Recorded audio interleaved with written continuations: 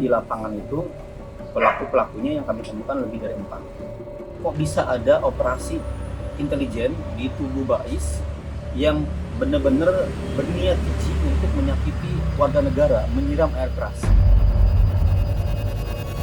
Nggak akan pernah ada itu tugas siram yang kayak begitu, nggak pernah ada. Saya nggak pernah eksekusi. Kelihatannya mungkin penggalangan mungkin mau diajak bicara baik-baik, ya kan? Tapi diartikannya akhirnya kekerasan.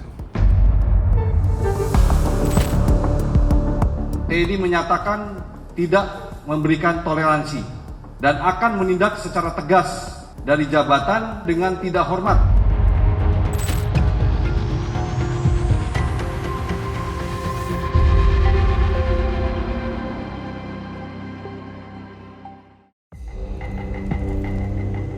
Rumah bercat putih di Jalan Panglima Polim 3 nomor 11 ini jadi sorotan. Dari sumber yang tahu persis proses penyelidikan kasus penyiraman air keras kepada Andri Yunus, di rumah ini ada satgas dari Satuan Intelijen Bais TNI yang berkoordinasi sebelum penyiraman kepada Andri Yunus dilakukan. Rumah ini kerap dijadikan safe house oleh Bais TNI. Kepada MTek Media, sumber tersebut menyebut sebenarnya salah satu satgas di Bais TNI diarahkan pimpinan Bais TNI untuk melakukan penggalangan kepada Andri Yunus, bukan untuk melakukan penyiraman air keras. Penggalangan adalah istilah yang digunakan di internal Bais sebagai cara untuk mempengaruhi sasaran agar berpihak atau sesuai tujuan intelijen. Penggalangan biasanya selalu melibatkan persuasif, bukan dengan cara kekerasan.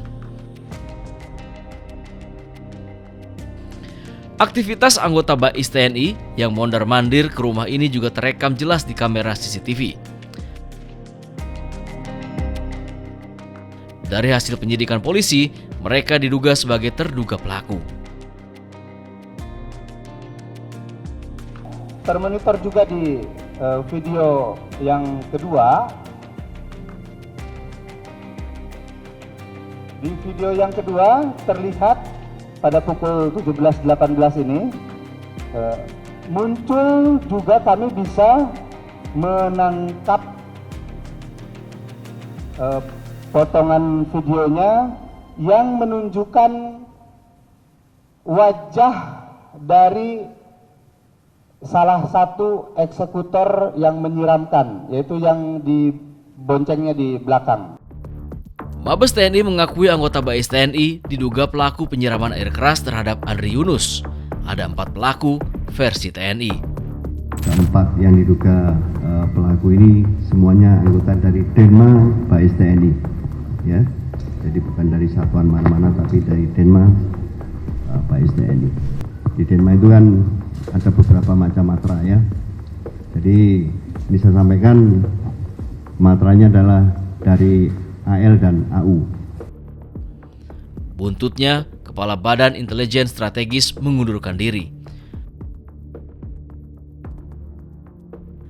Pers rilis terakhir, TNI menegaskan akan menindak tegas anggotanya jika terbukti bersalah.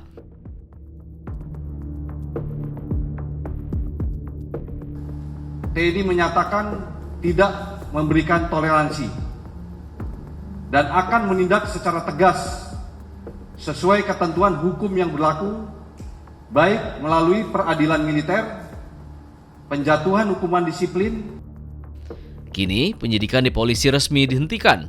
Polisi menyerahkan berkas kepada Pusat Polisi Militer TNI. Lalu apa yang membuat Andri Yunus jadi target penggalangan dan mengapa dieksekusi dengan penyiraman air keras? Kami coba cari tahu. Dari pantauan CCTV, Andri hari itu diduga dibuntuti.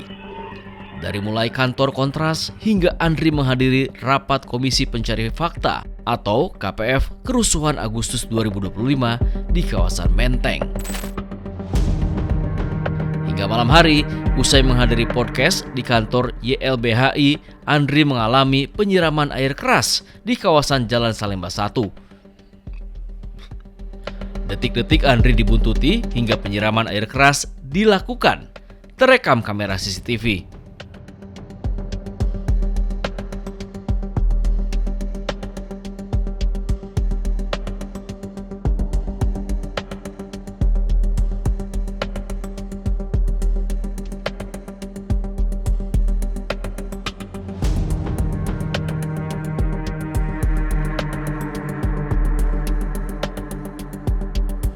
Apa yang membuat Andri diteror?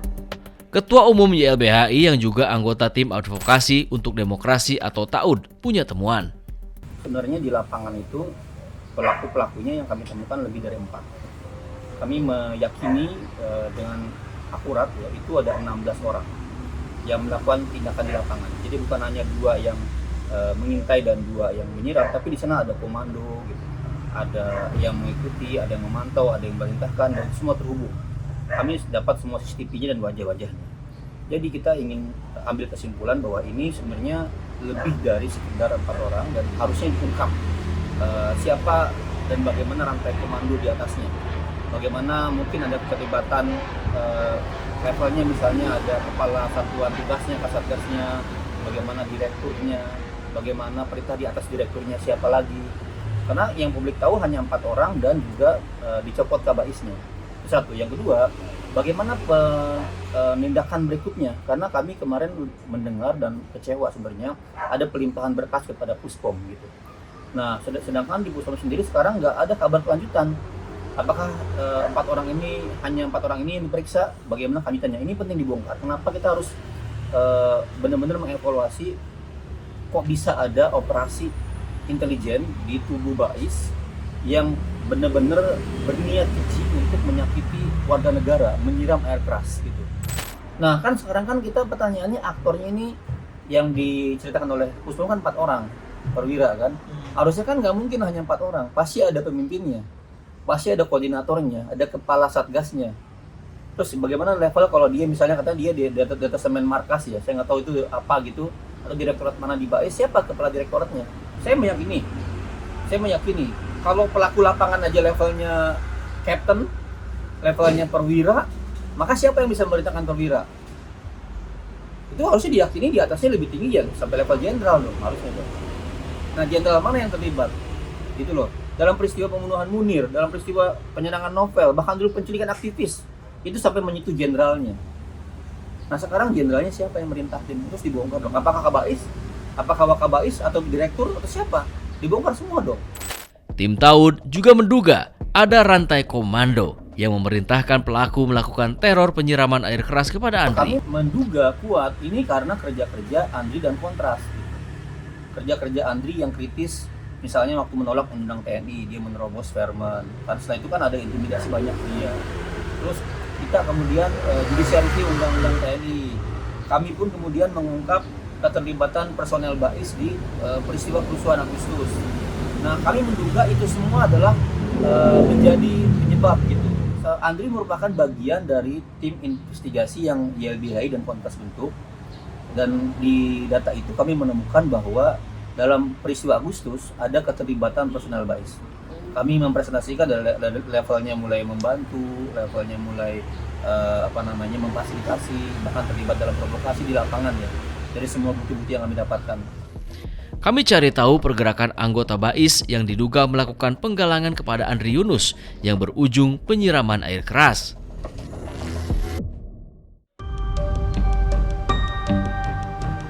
Kabais TNI periode 2017-2020, Marsikal Madya TNI Purnawirawan Kisenda Wiranata Kusuma kami temui.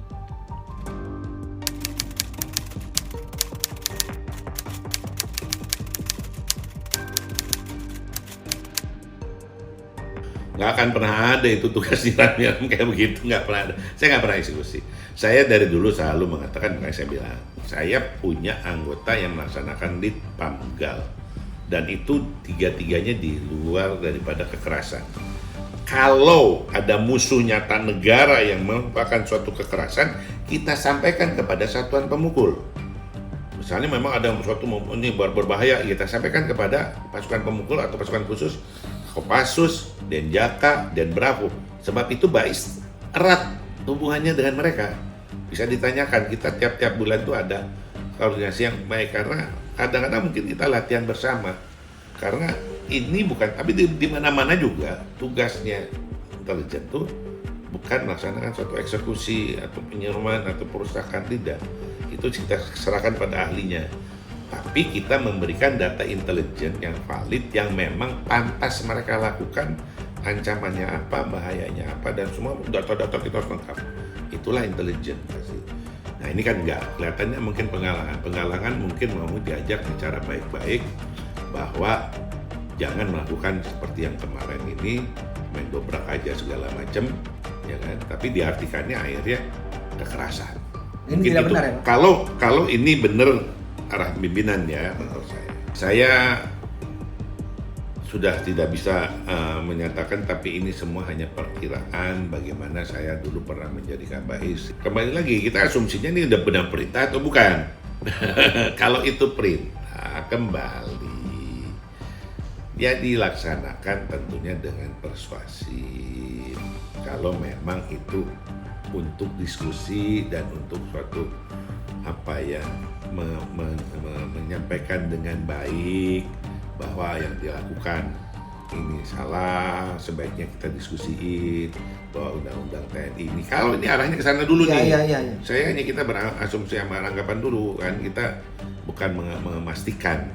Nah, tapi mudah-mudahan kalau memang ini perintah pimpinan itu yang harus diikuti, hanya disalahartikan menjadi bentuk kekerasan.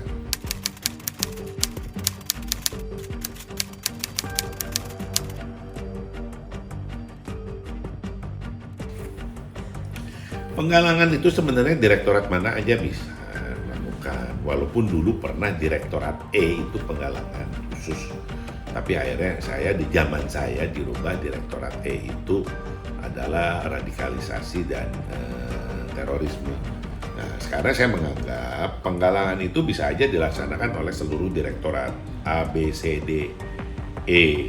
Kenapa? Karena A dalam negeri, ya dia juga bisa menggalang orang-orang yang membahayakan di Polres tersebut. Tapi B juga bisa para atan kita menggalang negara-negara intelijen negara asing juga untuk supaya ikut membantu pengamanan di negara kita. Seperti saya pernah memerintahkan para atan untuk koordinasi membantu pengamanan Asian Games, membantu pengamanan Kongres World Bank waktu itu di Bali. Ya, saya minta mereka bantulah kalau ada informasi-informasi ini, itu suatu penggalangan. C juga militer pertahanan, kita di perbatasan kita menggalang orang-orang yang untuk mengamankan perbatasan. D juga gitu, kita bersama-sama dengan imigrasi, menggalang imigrasi untuk juga membantu kita mengamankan orang asing yang tidak dikehendaki. Nah E juga gitu, jadi penggalangan bisa semua. Ada berapa direktorat sih?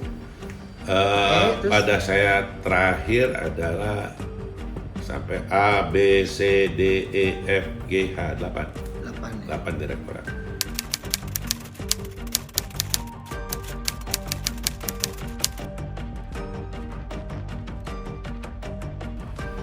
Ya kalau penggalangan tuh minimal kolonel penggalangan ya, karena itu pasti melibatkan suatu pengetahuan, suatu intelektual, suatu pemikiran intelektual dan lain sebagainya yang tidak bisa sembarangan yang bawah.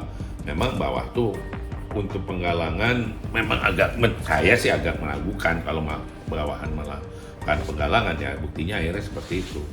Karena kadang-kadang penggalangan itu kan kita harus menyesuaikan dengan tingkat pendidikan daripada orang yang kita galang. Ya kan? Kalau enggak kan kita ngomong apa, dia ngomong apa, malah kan akhirnya emosi atau apa barangkali. Ya. Ini kan saya hanya mencoba ilmu yang saya dapat dengan situasi yang ada.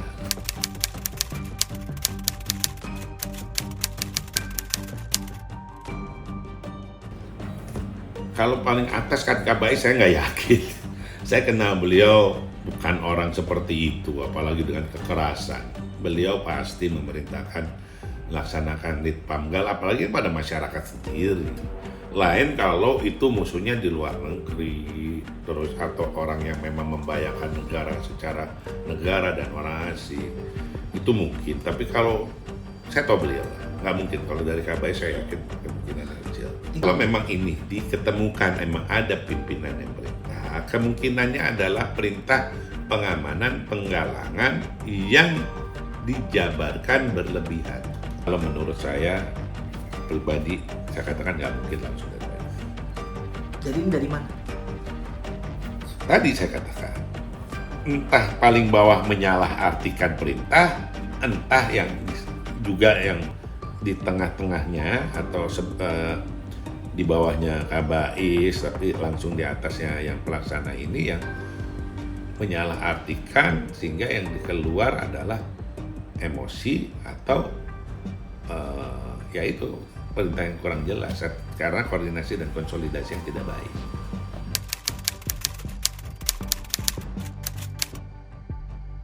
Nah, ini yang mudah-mudahan yang boleh saja khawatir, saya juga kadang-kadang suka ada khawatir begitu, tapi mudah-mudahan ini hal yang paling jauh terjadi, bahwa ada sesuatu yang ingin merusak nama baik dan merusak institusi BAIS dari dalam dan dari luar, karena bagaimanapun institusi BAIS ini sangat-sangat vital dan sangat diperlukan buat bangsa negara. Yang saya khawatir, yang itu tadi jauh-jauh, kalau ini ada tujuannya mendegradasi BAIS. Nah, mendegradasi BAIS ya tentunya ada otaknya, supaya ini juga obvious ketangkep, sehingga degradasi itu kalau dalam dunia intelijen ya, asumsi-asumsi itu ada, bahwa ada otak yang memang untuk mendegradasi. Karena kalau otaknya hanya untuk menumpukan, gunanya apa? Kalau memang ini asumsi nih, gunanya apa? Hanya untuk menumpukan seorang kontras yang bersuara keras, gunanya apa? Karena ada gunanya. Menurut saya yang paling parah justru BAIS jadi nggak baik.